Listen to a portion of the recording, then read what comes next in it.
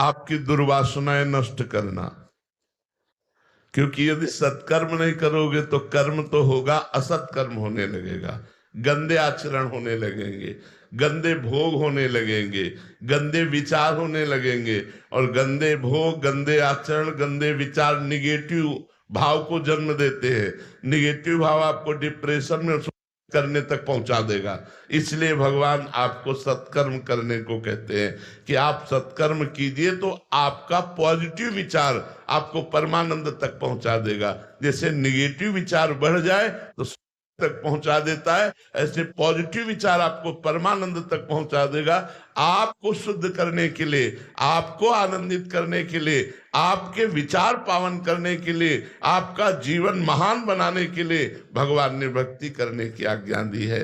मन मना भव मद भक्तो माद्याजी माम नमस्कुरु, मेरा भक्त बन, मेरे को नमस्कार कर, मेरी पूजा कर, मेरा अनन्य भाव से स्मरण कर। इसलिए भगवान ने ऐसा आदेश किया। अगर भगवान ऐसा आदेश न करते तो हम गर्त में चले जाते, हम गलत मार्गों में चले जाते। और जो भगवान का आश्रय नहीं लिए, अध्यात्म से अपरिचित है, उनका जीवन बड़ा नरक जीवन है, बड़ा अशांत जीवन है, बड़ा दुखमय जीवन है, समाज को दुख देने वाला जीवन है। इसलिए भगवान ने हमें भक्ति का आदेश किया।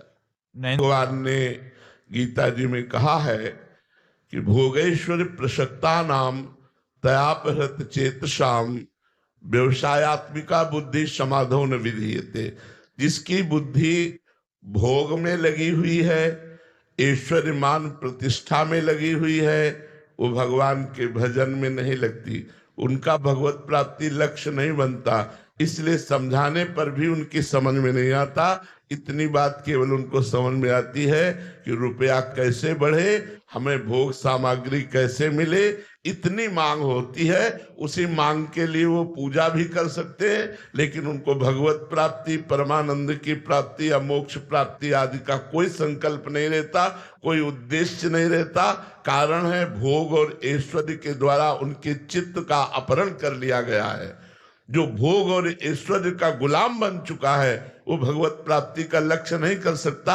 यदि उसे भी सत्संग मिल जाए और वो लक्ष्य बना ले तो भोग और ऐश्वर्य को परास्त करके भगवान की प्राप्ति कर सकता है। तो प्रायः लोग भोग और ऐश्वर्य में लगे हुए हैं, इसलिए चित्त वृत्ति भगवान में नहीं लग रही। वैसे भगवान की तो सब पर बराबर दया है, बराबर कृपा है। भगवान कहते हैं स्वयं सब पर मोरी बराबर दया, सब पर भगवान बराबर दया कर रहे हैं। जैसे वर्षा हो रही है पर आप छाता लगाए हैं तो भीगेंगे नहीं, तो कृपा की वर्षा हो रही है पर आपके अंदर अहंकार का, काम क्रोध लोभ मोह का छाता लगा हुआ है जिससे आप भींग नहीं रहे हो। यदि सत्संग मिले और आप नाम जप के द्वारा इन विकारों पर विजय प्राप्त करें तो अभी आनंद आ जाए, अभी कृपा में डूबने लगो। सब पर कृपा है पर सब लोग भगवान की कृपा का अनादर करते हैं। सत भगवान कृपा करके साधु संग दिए, ये दुर्लभ बात है।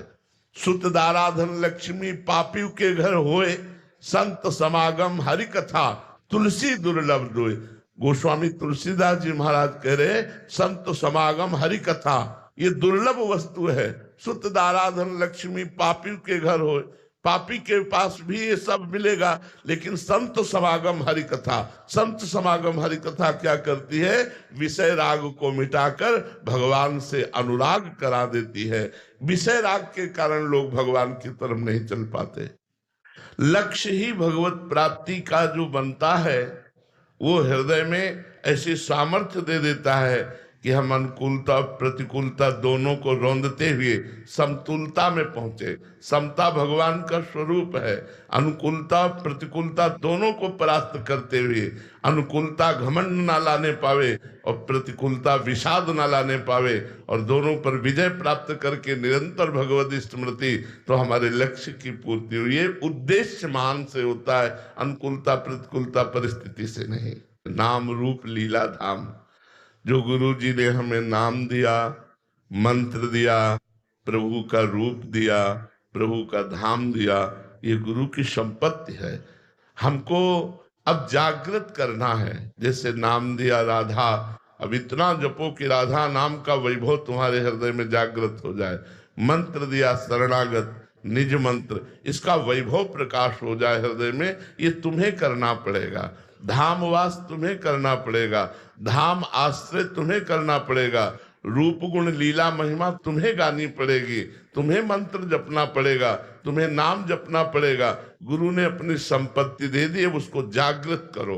हृदय में जागृत करोगे तो गुरु के समान हो जाओगे। जो गुरु जी के हृदय में चल रहा है वही आपके हृदय में चलने लगेगा।